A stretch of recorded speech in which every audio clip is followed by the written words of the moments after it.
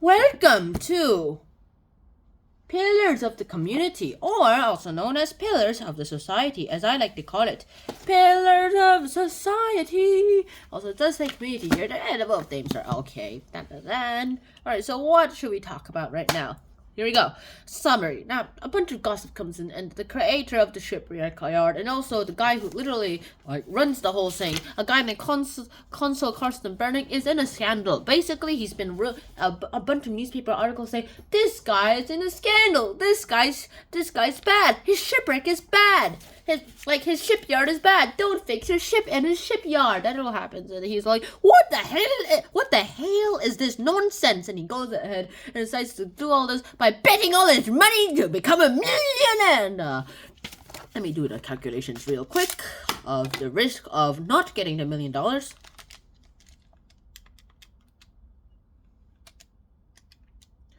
see.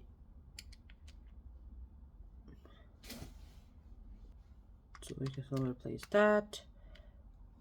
He has a 5% chance of getting $1 million. Wow, that's a big risk. But that all happened. There's no math to. This math was fake. This math was fake. There's no statistics in this play.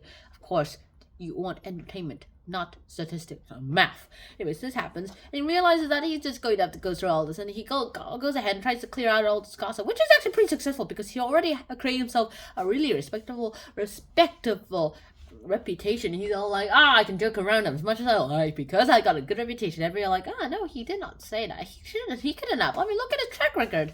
And of course, everyone starts criticizing the Americans again. And they basically call the Americans are unrespectable. Americans are unmoral. Americans are pigs. And no happens. Americans, as I've already mentioned in Act 1, I have no grudge against you. I love the Statue of Liberty. I love the KFC. I love the McDonald's. The McDonald's in America is the best McDonald's I've ever eaten. It's way better than the one in China and Korea. No offense, Chinese people and Koreans. But hey, it all happens. I love literally everywhere. I love Las Vegas also. I've never been to Las Vegas. Yeah, America is awesome. I'm not criticizing you. I'm just summarizing the book. So please don't sue me. 92% of my viewers are Americans. So yeah, I will not do anything against Americans. Okay. Next up, we have to talk. Next up, that all happened is they're all basically calling out the ship, and the guy who's in charge of fixing the ship, the Indian girl, literally the ship's named the Indian girl, and he's all like, okay, you know what? I have an idea. Break the ship. Make sure that it sinks before it goes to New York. Then everyone's going to say, get rid of the machines. Get rid of the machines. Or my boss will just fire me. But hey, who cares? He'll be gone by the time and then he'll be forced to get rid of the machines, and then all the old workforce pals will come back in, and they'll be able to fix everything in no time, faster than those darn machines with all those inexperienced workers. I'm not sure. I'm liking this plan because he could get fired any moment. He's not in a position of power, right? I mean, he's gambling with 20 lives here. He's gambling with 20 lives here, and he's sacrificing 20 lives to save 30 people. Just so that they can have bread. They were already surviving for a year already. But the darn point is that, okay, I maybe shouldn't be cursing this much, that there's a bunch of lies and gossip that's going on, and that could all tarnish this guy's reputation. However, he literally said this himself. There are only 2 people who can destroy my reputation. One of them is somewhere else. One of them is right here, but I paid him off to make sure that he's silent. And he's my nephew. I think he was his nephew. This guy's Johan. Let me read his description. Johan. Let's read his description. Sorry. Johan, Mrs. Bernick's younger brother.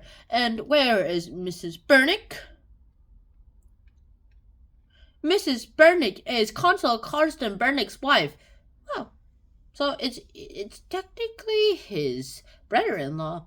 Wow. That all happens. And yeah, this is not going to end well. Oh yeah, he also reminds Anne about if this thing doesn't sail and tomorrow, then he'll get fired. Didn't say anything about the ship breaking off though. Also, he's been told reports of the ship's wood is still rotting. It's just they didn't even bother replacing it. They just made it look new.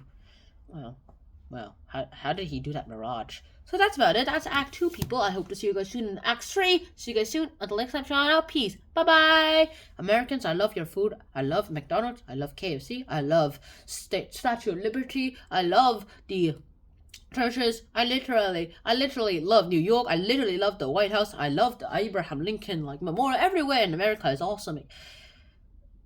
So yes, I'm not saying America is terrible. Please don't put a grudge against me. Bye bye.